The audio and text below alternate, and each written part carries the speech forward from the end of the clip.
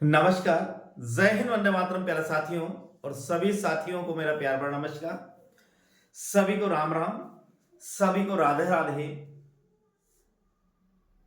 सभी को एक बार पुनः नमस्कार। साथियों, राजस्थान जीके की अपनी आज ये तीसरी क्लास चौथी क्लास है और आज राजस्थान की जीके में हम पढ़ने वाले हैं बीकानेर का राठौड़ वंश। क्या पढ़ेंगे? बीकानेर का राठौड़ वंश पढ़ेंगे। किससे पढ़ेंगे साथियों? हमारे स्कूलों में यानी राजस्थान के स्कूलों में कक्षा 10 में चलने वाली किताब जिसका नाम है राजस्थान का इतिहास एवं संस्कृति। इस किताब में बीकानेर के राठौड़ों के विषय में क्या दे रखा है इसके बारे में हम अध्ययन करेंगे साथियों। तो देखिएगा, अपने पहले पर आता है बीकानेर के इसमें बीकानेर का राठौड़ वंश एवं उसके प्रतापी शासक। इसमें अपना पहला आता है राव बीका 1465 से 1504। बीका मारवाड़ के शासक राव जोधा का पुत्र था जिसने जोधपुर को बसाया था साथियों। किसको? जोधपुर को। जोधपुर किसने बसाया? जोधा ने। और बीकानेर किसने बसाया? बीका ने। याद रखना है, जोधपुर किसने बसाया? जोधा ने। बीकानेर किसने बसाया? बीका ने। जैसलमेर किसने बसाया? जैसा ने साथियों। या उदयपुर किसने बसाया? उदय सिंह ने साथियों। ऐसे अपन को इसको याद रखना है। जोधपुर जोधा ने, बीकानेर बीका ने, जैसलमेर जैसा ने और उदयपुर उदय सिंह ने साथियों। ऐसे अपन को इसको याद करना है। तो ये देखिए, जो बीका था ये जोधा का ही पुत्र था। अपने पिता के द्वारा व्यंग्य किए जाने पर 1465 ईस्वी में वह जांगल प्रदेश में आ गया। जांगल प्रदेश साथियों उस समय बीकानेर बीकानेर वे उसके आसपास जो क्षेत्र था उसे ही जांगल प्रदेश के नाम से जानते थे। किसके? जांगल प्रदेश के नाम से जाना जाता था साथियों। हाँ, कीवंत ने कि करणी माता की कृपा से उसे नवीन राज्य स्थापित करने में सहायता मिली। एक दूसरी मान्यता के अनुसार जांगल प्रदेश को राव बीका व जाट सरदार नारा ने मिलकर जीता था। एक और नाम आता है यहाँ साथियों, जो जांगल प्रदेश था। एक तो ये कहता है कि स्वयं करणी माता का आशीर्वाद से बीकानेर में राठौड़ वंश की स्थापना की। और एक और मिलता है कि बीका के साथ साथ साथियों जाट राजा नरा था, दोनों ने मिलकर जांगल प्रदेश पर विजय प्राप्त करी। ये अपन को ध्यान में रखना है। आगे दोनों के नाम इस बीकानेर कहा गया। भाटी, चौहान, खींचियों, कायम खानी आदि स्थानीय शक्तियों की फूट का लाभ उठाकर उसने अनेक गांवों पर अधिकार कर लिया और पुंगल के राव शेखा के पुत्र से विवाह कर अपनी स्थिति को मजबूत कर दिया साथियों। किसे? ध्यान रखना, पुंगल ये बीकानेर का कोई कहा जाता है उस समय साथियों। तो पुंगल के एक नाम था, एक है राव शेखा, उसकी पुत्री से बीका ने विवाह किया। किसने? बीका ने। ध्यान रखना, बीका ने राव शेखा की पुत्री से विवाह किया। किसे? राव शेखा की पुत्री ने। कहा का था? पुंगल का था साथियों। ये अपन को ध्यान में रखना है। और 1488 ईस्वी में उसने बीकानेर नगर की स्थापना कर राठौड़ सत्ता का दूसरा केंद्र बनाया। इसने देशनोक में करणी माता के मूल मंदिर का निर्माण भी करवाया। यहाँ पर जो प्रश्न उठता है साथियों, मुख्य प्रश्न बनता है वो बनता है बीकानेर की स्थापना साथियों किसने की? बीका ने की। कब की साथियों? 1488 में बीकानेर की स्थापना की। यह लिखा हुआ है इसमें 1488 ईस्वी में उसने बीकानेर की स्थापना की साथियों। एक तो ये रखना। फिर करणी माता का मूल मंदिर किसने बनाया? ये भी अपन को याद रखना है। तो ये भी जो करणी माता का मूल मंदिर का निर्माण किया साथियों, वो भी राव बीका ने ही किया। तो ये अपन को इसमें याद रखना है। आगे आता है साथियों, इस वंश का जो प्रतापी शासक है वो आता है लूणकरण, जिसका समय दे रखा है साथियों 1505 से लेकर 1526 ईस्वी के मध्य का जो समय है वो राव लूणकरण का समय माना जाता है।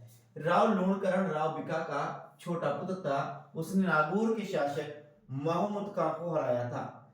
याद रखना, नागौर के शासक महमूद को किसने हराया था? राव लूणकरण ने हराया था।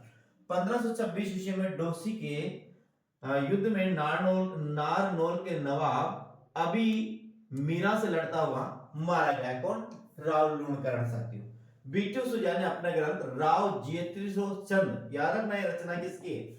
बिट्टू सुजा की है, राव जेतसिरो चंद रचना याद रखना किसकी? बिट्टू सुजा की रचना है राव जेतसिरो चंद, ध्यान रखना बिट्टू सुजा की रचना है राव जेतसिरो चंद में इसे कलयुग का कर्ण कहा है। ध्यान रखना किसको? लूणकरण को कली युग का क्या कहा है? कर्ण कहा है। किसे कहा साथियों? लूणकरण को। किसने कहा साथियों? बिट्टू सुजा ने कहा। किस पुस्तक में कहा?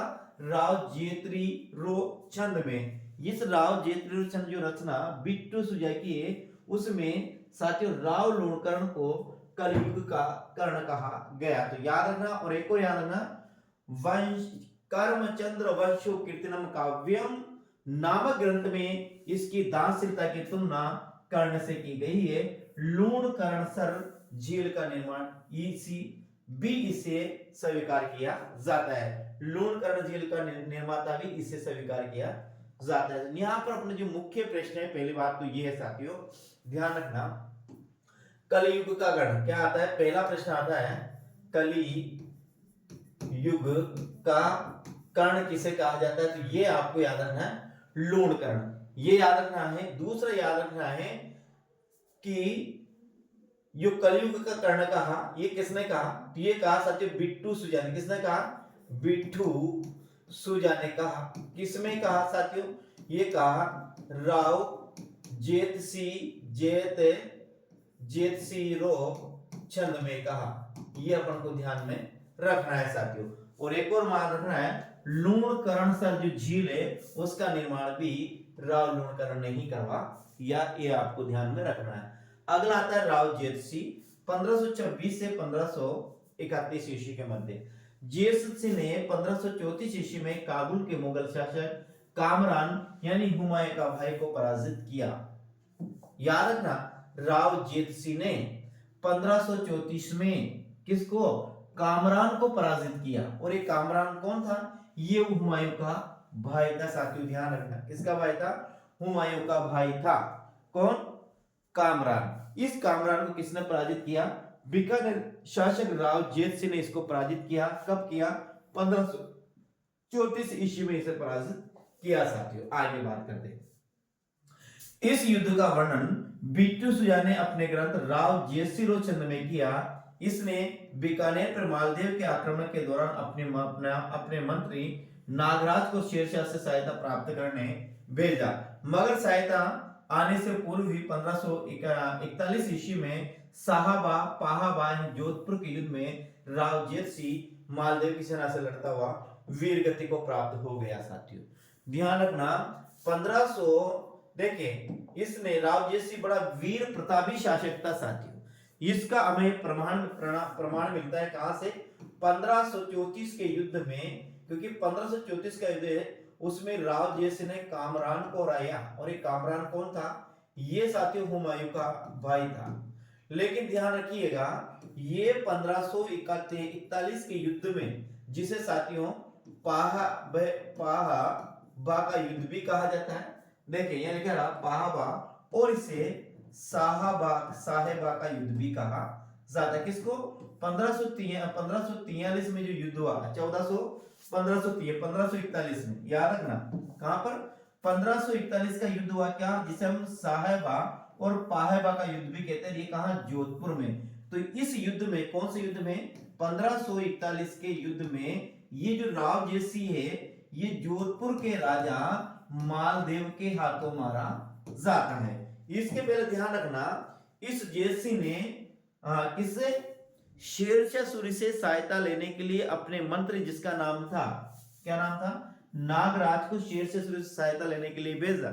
लेकिन साथियों सही समय पर इसे सहायता नहीं मिली और जोधपुर के राजा मालदेव ने फिर इस पर आक्रमण कर दिया, जिसे हम साहबा और पाहाबा के युद्ध के नाम से जानते हैं। और ये किया 1541 का युद्ध में, जिसमें राव जेतसी मारा जाता है। ये जानकारी हमें कहां से प्राप्त होती है? ये होती है बिट्टू सुजाकृत राव जेतसी रोशन से हमें जानकारी प्राप्त होती है साथियों। आगे अपना जो आगे आता है वो आता है राव कल्याणमल। क्या आता है? बीकानेर का पहला शासक साथियों जिसने अकबर की अधीनता स्वीकार की, किसने? राव कल्याणमल ने। ये मुझे शायद साथियों पता है। 1541 से 1574 का समय कल्याणमल ने खानवा के युद्ध 1527 ईस्वी में राणा सांगा की ओर से भाग लिया था साथियों, ध्यान रखना। कब? 1527 ईस्वी में। 1540 ईस्वी में महाराणा प्रताप का जन्म होता है। तो ध्यान रखना 1541 से लेकर 1574 ईस्वी में कल्याणमल ने खानवा के युद्ध जो 1527 में हुआ था, किस किस के?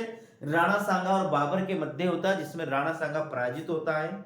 मार्च 1527 में यह युद्ध होता है जिसमें राजस्थान के समस्त राजपूत योद्धा साथियों राणा सांगा की तरफ से खानवा के युद्ध में भाग लेते हैं, लेकिन दुर्भाग्यवश राणा सांगा इसमें पराजित हो जाता है, मूर्छित हो जाता है और राणा सांगा की हार हो जाती है साथियों। और फिर यहाँ से ही भारत में मुगलों की नींव स्थापित हो जाती है साथियों। इसके मेन हारने का कारण था बाबर की तुगलानामा पद्धति और तोपों का प्रयोग साथियों, इस युद्ध में हारने का प्रमुख कारण था। आगे एक और बात करते हैं। राणा सांगा कल्याणमल ने 1534 युद्ध में गिरी सुमेल के युद्ध में मालवा के विरुद्ध शेरशाह सूरी की ओर से भाग लिया था। ध्यान रखना गिरी सुमेल का युद्ध हुआ था 1544 में। गिरी सुमेल का युद्ध हुआ था साथियों, जो किस किस के मध्य होता? मालदेव वर्सेस शेरशाह सूरी के मध्य ये युद्ध हुआ था। ध्यान रखना किसका? मालदेव और शेरशाह सूरी के मध्य गिरी सुमेल 1544 का युद्ध हुआ था, जिसमें साथियों शेरशाह सूरी की सहायता किसने? कल्याणमल ने। बीकानेर का राजा कल्याणमल ने साथियों शेरशाह सूरी की क्या की थी? सहायता की थी। और इस युद्ध में मालदेव का दो प्रसिद्ध योद्धा, एक का नाम था साथियों जेता और एक का नाम था साथियों कुपा। ये दो योद्धा साथियों इसमें बहुत वीरता का प्रदर्शन किया था साथियों। यानी कि ये बिल्कुल साथियों 20 से 22 वर्ष के योद्धा थे जेता और कुपा। इन्होंने इस तरह से इस युद्ध में इस तरह से अपना पराक्रम दिखाया, इस तरह से अपनी वीरता दिखाई साथियों कि स्वयं शेरशाह सूरी को यह शब्द कहना पड़ा था कि मैंने एक मुट्ठी भर बाजरे के लिए हिंदुस्तान की बादशाह खो दी ही होती साथियों। और इसमें कहा जाता है कि यदि साथियों इस युद्ध से मालदेव पलायन नहीं करता तो शेरशाह सूरी इस युद्ध में हार जाता और शायद मुगलों का आधिपत्य भारत में नहीं हो पाता। ये भी एक निर्णायक युद्ध था साथियों। ध्यान आगे रखिए। शेरशाह सूरी की ओर से इसने भटनेर के किले पर अधिकार कर लिया। किसने? कल्याण। भटनेर का किला कहां पर साथियों? भटनेर का किला है हनुमानगढ़ में। कहां पर? जो भूपत भाटी द्वारा शायद 245 ईस्वी में साथियों इसका निर्माण करवाया गया था। कौन का? भटनेर का किला हनुमानगढ़ में, जिसे भूपत भाटी द्वारा बसाया गया था साथियों। 1570 ईस्वी में अकबर के नागौर दरबार में उपस्थित होकर मुगल अधीनता स्वीकार कर ली। ध्यान रखना बीकानेर रियासत से। कहां से? बीकानेर रियासत से राव कल्याणमल पहले राजा था जिसने साथियों अकबर की अधीनता स्वीकार की थी। ध्यान रखना बीकानेर रियासत से अकबर की अधीनता स्वीकार करने वाला पहला राजा की अपन बात करते हैं तो वह राव कल्याणमल ही था साथियों। ये भी आपको ध्यान में रखना है। कल्याणमल मुगल अधीनता स्वीकार करने वाला पहला राठौड़ शासक था। ये भी ध्यान रखना पहला राठौड़ शासक जिसने मुगलों की अधीनता स्वीकार की तो वह बीकानेर का राजा राव कल्याणमल है साथियों। ये भी ध्यान। कल्याणमल के दो पुत्र थे, एक का नाम था राय सिंह था साथियों, एक का नाम था पृथ्वी सिंह। राय सिंह को अकबर ने 1572 ईस्वी में जोधपुर का प्रशासक नियुक्त किया और वहीं उनका दूसरा पुत्र पृथ्वीराज अकबर का दरबारी कवि था साथियों। ध्यान रखना ये प्रश्न आता है एग्जाम में कई बार आएगा। 1570 के बाद जोधपुर का प्रशासक किसे नियुक्त किया गया? किसने? अकबर ने। अकबर ने 1570 के बाद जोधपुर का प्रशासक किसे नियुक्त किया गया? तो आपको ध्यान रखना है साथियों, इसमें आएगा बीकानेर का राजा राय सिंह। इसमें मोटा राजा उदय सिंह नहीं आएगा, वो जोधपुर का, इसमें आएगा बीकानेर का राजा राय सिंह को अकबर ने 1570 नागौर दरबार के बाद जोधपुर का प्रशासक नियुक्त किया है। ऐसे आपको इसमें ध्यान रखना है साथियों। राय सिंह को अकबर ने 1572 ईस्वी में जोधपुर का प्रशासक नियुक्त किया प्रशासक, और वहीं उसका दूसरा पूज्य साथी था पृथ्वीराज चौहान। शायद इस पृथ्वीराज राठौड़ को ही इतिहास में उड़ना राजकुमार के नाम से साथियों जाना जाता है, जिसने बेली किशन रुक्मणी नामक ग्रंथ की रचना की। ये बहुत प्रसिद्ध रचना है और अक्सर एग्जाम में पूछ ली जाती है, तो आपको ध्यान रखना है बेली किशन रुक्मणी जो रचना है किसके द्वारा लिखी गई, तो ये लिखी गई साथियों पृथ्वी सिंह राठौड़ के द्वारा लिखी गई है, जो बीकानेर शासक कल्याणमल का पुत्र था, और ये कल्याणमल राठौड़ों की ओर से अकबर की अधीनता स्वीकार करने वाला राजस्थान का पहला शासक था। ठीक है, ये आपको क्यों राठौड़ वंश का पहला शासक है, तो वो आएगा राव कल्याणमल। अब आता है राव राय सिंह, जिसका 1574 से 1612 ईस्वी तक शासक रहा। 1570 ईस्वी में अकबर के नागौर दरबार के समय मुगल सेना में क्या हुआ, सम्मिलित हुआ अपने पिता कल्याणमल के साथ साथ, क्योंकि जब कल्याणमल ने अकबर की अधीनता स्वीकार की तो उसके साथ साथ दोनों पुत्र भी ले गया था, एक का नाम राय सिंह का और एक का नाम पृथ्वीराज था साथियों। इसने अकबर की गुजरात अभियान व कंधार अभियान में अपनी वीरता दिखाई। याद रखना, एक तो गुजरात अभियान है और एक कंधार अभियान है। अकबर ने 1572 ईस्वी से जोधपुर का प्रशासक नियुक्त किया और 1574 ईस्वी में राय सिंह महाराजाधिराज की उपाधि के साथ बीकानेर का शासक बना। अब ध्यान रखना, जो राय सिंह है, इसे 1572 में तो जोधपुर का प्रशासक नियुक्त किया गया। कहां का ध्यान रखना, जोधपुर का। और 1574 में साथियों इसे बीकानेर का राजा बनाया गया और इसने जो उपाधि धारण की वो की महाराजा धीराज। याद रखना, महाराजा धीराज यहां लिखा हुआ है, महाराजा धीराज की उपाधि प्रदान प्राप्त किसे, राय सिंह ने। साथी आगे बात करते हैं। राय सिंह ने बीकानेर के जूनागढ़ का निर्माण करवाया। बीकानेर का प्रसिद्ध किला है साथियों जूनागढ़, जिसे जमीन का जेवर भी कहा जाता है। क्या, जमीन का जेवर भी कहा जाता है किसे, जूनागढ़। बीकानेर का जो किला है उसका निर्माण किसने कराया है, राव राय सिंह ने ही साथियों इसे बीकानेर का निर्माण जूनागढ़ का निर्माण करवाया। किले के दरवाजे पर जेमल और फत्ता की पाषाण मूर्तियां लगाई गई साथियों। आगे किले के भीतर इनकी एक प्रस्तुति लिखाई गई, जिसे राय सिंह प्रस्तुति कहा जाता है। इनके समय में भीषण अकाल पड़ा, जिससे निपटने के लिए इन्होंने बहुत धन खर्च किया। मुंशी देवी प्रसाद सिंह ने इसे राजपुताने का कर्ण कहा साथियों। क्या कहा, राजपुताने का कर्ण किसे कहा जाता है, तो राजपुताने का कर्ण कहा जाता है साथियों, और राय सिंह को कहा जाता है। और अपने एक और पढ़ा साथियों लूणकरण, जिसे कलयुग का कर्ण कहा जाता है। लूणकरण को साथियों ध्यान रखना, इन्हें कलयुग का कर्ण कहा जाता है, बीकानेर राजा लूणकरण को। और बीकानेर राजा राय सिंह को साथियों जो कहा जाता है, ध्यान रखना, उसे क्या कहा जाता है, राजपुताने का कर्ण। ये दोनों आपको ध्यान में रखना है, इस किताब के हिसाब से हम पढ़ रहे हैं। इसमें साथियों ध्यान रखना, लूणकरण है बीकानेर राजा, किसकी बात करते हैं, बीकानेर राजा लूणकरण सर की बात करते हैं, तो इसे कहा जाता है कलयुग का कर्ण, कलयुग का कर्ण।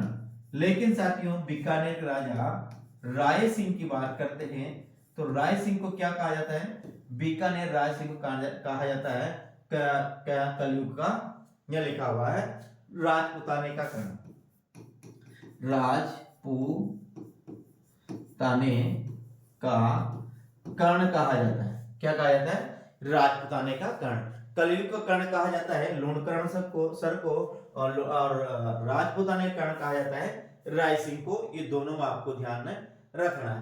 अगला राजा आता है राव। एक और ध्यान रखना, बीकानेर का जो किला है जूनागढ़, उसका निर्माण किसके द्वारा करवाया गया था, तो उसका निर्माण जो कराया गया वो राय सिंह के द्वारा ही कहा गया। ये राय सिंह था, ये कल्याणमल का पुत्र था, जिसे कल्याणमल जब नागौर दरबार में अकबर की आतिथ्यता स्वीकार की तो कल्याणमल अपने दोनों पुत्रों को, एक का नाम पृथ्वी सिंह था, एक का नाम था एक राय सिंह, दोनों को अपने साथ ले जाता है और दोनों कुल मिलाकर तीनों राजाओं ने ही अकबर की आतिथ्यता स्वीकार की। और जब नागौर दरबार 1570 में लगता है साथियों, तो 1572 में बीकानेर के राजा राय सिंह को अकबर जोधपुर का प्रशासक नियुक्त करता है और 1574 में स्वयं राय सिंह बीकानेर का राजा बनता है और महाधिराजा राज की उपाधि धारण करता है साथियों, ये आपको ध्यान रखना है। और इसे किसे राजपुताने का कर्ण कहा जाता है, किसको?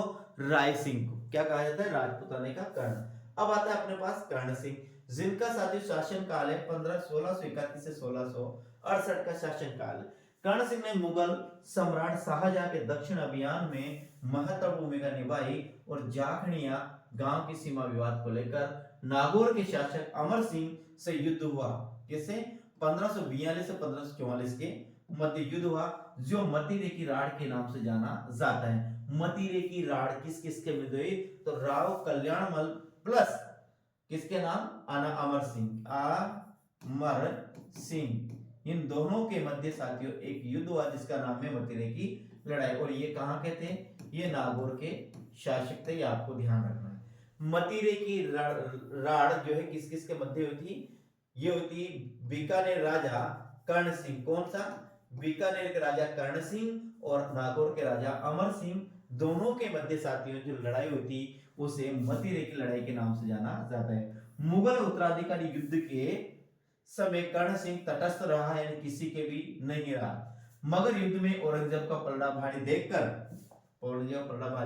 उसने अपने पुत्र पदम सिंह व केसरी सिंह को औरंगजेब के साथ सहायता भेजा। औरंगजेब के शासक बनने के उपरांत वह उसकी सेवा में चला गया। चिंतामणि भट्ट के ग्रंथ शुक्ल सप्तशती में कर्ण सिंह को जांगलदार बादशाह कहा जाता है। किसको? कर्ण सिंह को। ध्यान रखना, जांगलदार बादशाह, जांगलदार बादशाह किसे कहा जाता है? ध्यान रखना, जांगलदार जो बादशाह कहा जाता है वो कर्ण सिंह को कहा जाता है। और कहां कहा ये भी आपको ध्यान रखना है, कहां किसने कहा? ये कहा साथियों किसने? चिंतामणि भट्ट ने उनके ग्रंथ सुख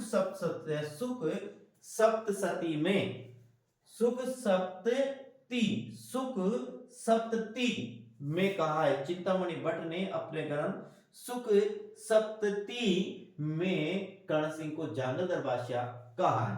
कर्ण सिंह ने साहित्य कल्पद्रुम और उनके दरबारी कवि विद्वान जिसका नाम था गंगाधर मैथिल ने कर्णभूषण और काव्य डाकिनी नामक ग्रंथ लिखे हैं, ये भी याद रखना है। स्वयं कर्ण सिंह ने साथियों साहित्य कल्पद्रुम लिखा है। क्या लिखा? साहित्य कल्पद्रुम किसकी रचना है? तो साहित्य कल्पद्रुम साथियों स्वयं ये किसने लिखा? कर्ण सिंह ने लिखा, जिसे जांगलदार बादशाह कहा जाता है। और इनके जो दरबारी विद्वान थे जिसका नाम था गंगानंद मैथिल, ध्यान रखना क्या नाम था?